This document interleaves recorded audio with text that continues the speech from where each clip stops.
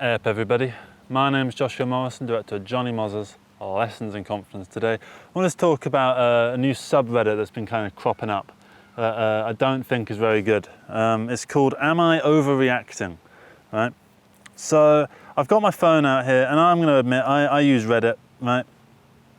I was about to say I use Reddit more than I should, but I think the admission should just be that I use Reddit, right? And it used to be that you would get on the homepage this thing called Am I the Arsehole, which would be these various situations where people aren't sure if they're the arsehole or not, you know? And then in the comments they can either tell them, no, you were the arsehole, or go, you weren't the arsehole. Or there were a couple other options like, there's no arseholes actually in the situation, or everyone fucking sucks. It was kind of like that, right? So I noticed that a lot of them are generally women that have like really shithead boyfriends, right? And it's to the point where you think like, fucking hell, how can you not tell that this boyfriend is such a knob, right? And it's, you know, because they're in an abusive situation or whatever, and that kind of fucks with the brain, you know?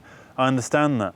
And I see a load of them that are like, I'm 20F, you have to say like 20F or 20M, and 20 is the age, and then F and M is the gender, right? But like 20F, and like 33M, right? And it's just that same pattern, like 19F, 29M, right? And it's like, all the boyfriends are always like 12, 13 years older.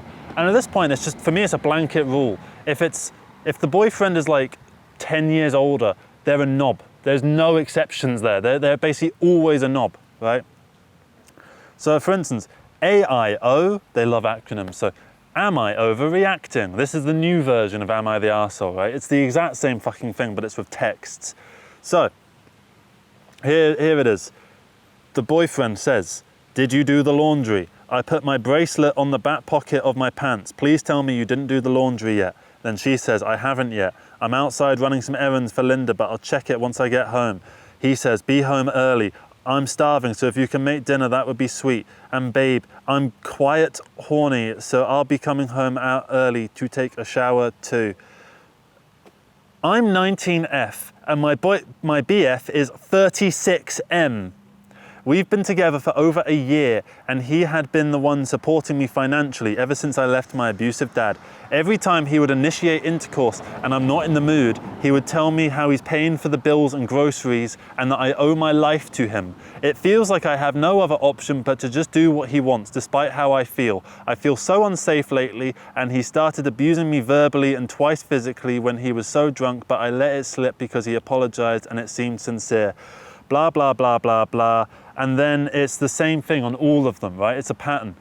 Girl, run, get the fuck out of there. And I agree, get the fuck out of this situation. This guy is clearly fucking abusive. Even if he wasn't hitting her physically twice, but it's okay because he apologized and it sounded sincere. Even just from the text, I tell her to leave. Like, be home early, demand one. Oh, second, can you make dinner? That would be great. I don't mind necessarily, I'm starving, so if you can make dinner, that would be sweet, right? I don't necessarily think that that's the worst one, right? That could be okay. That could be a text message that someone that's not an arsehole could send, right? But it's a bit of a red flag. It's an orange flag, let's call it. And then, and babe. I hate when they say babe. Like, who the fuck calls their spouse babe? Hey babe, do you want to go and get raunchy tonight?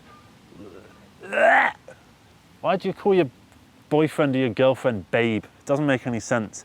And babe, I'm quiet horny, so I'll be coming home early, so take a shower too. Just demand after demand, be home early, make dinner, take a shower so that I can shag you, right? And this is just one example, right? And all the comments are correct, right?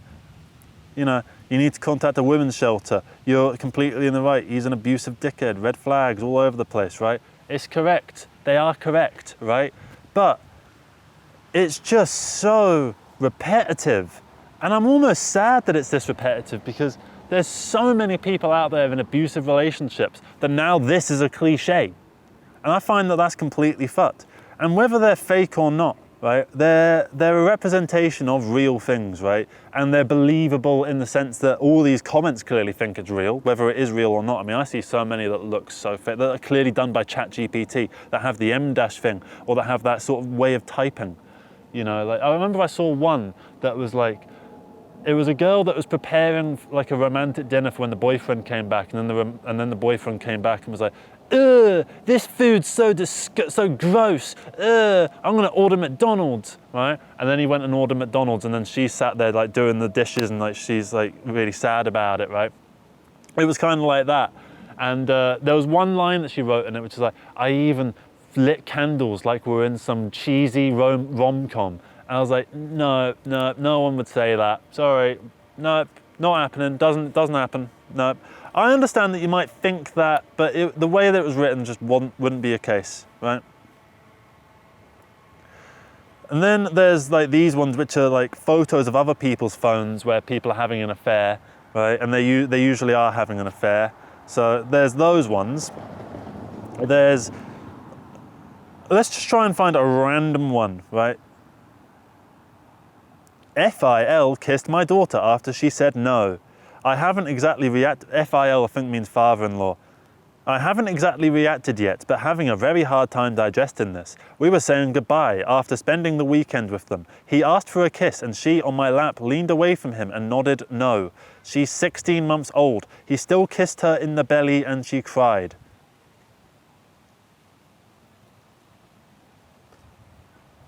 What? Yeah, no, this is very strange. Right? You get a lot of weird, degenerate behavior, right? Like, I just find it really weird how much of it there is. And it's so negative. All of it is so negative. I don't like to think about these horrible, disgusting, evil people that are out there, right? I'd rather not think about them, right? I'd like some overreacting situations that are like, you know, simple, like, not simple in the sense like morally, but just like when no one's a complete, irredeemable arsehole. I'd like some nice, easy ones. Ones where people are decent and okay and fine, more or less, right? But all of them seem to be like this, right? There's stuff like, oh yeah, he threw my dog across the room and then he stamped on my face, but then he apologized really sincerely, but he was really upset that I was sad at him. Am I overreacting? It's like, no, you're not. And it's terrifying that, like, because that is a real situation that happens out there, you know? Like, it's terrifying that this shit goes on. That there's these people out there that just walk around, that are just allowed to just live freely, abusing people left, right and center, and they get away with it, but the second that you pipe up about it, suddenly you're the one in the wrong. I think it's terrible that this is such a situation, you know? There's people out there that just do my head in all the time, and I can't like have a pop at them because then I'm stooping to their level. But they sit at that level all the time, and I'd only be stooping for like a minute while I put them on blast, right? So, you know what? Fuck those people. And fuck these people on here. There are so many horrible, evil people out there, right? And it just gets me down.